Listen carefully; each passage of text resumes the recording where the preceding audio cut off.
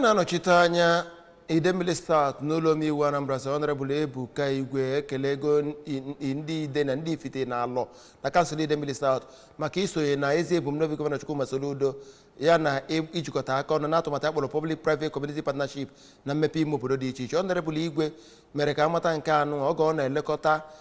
Alor ebe mbuze na-eme na Alor Idani bebe afro ka a na-arụ okporo ụzọ dị 1 kilomita na ụma itoolu nyere ndị nwere akụnụba na ya bụ ogbe ịhụ na emepegasịrị ebe ndị ahụ n'ụdị dị iche iche ka esi wee na-abanyegasị n'ogbe dị iche iche. Onye nta akụkọ anyị bụ Chibuzo Obidike wetara anyị akụkọ a.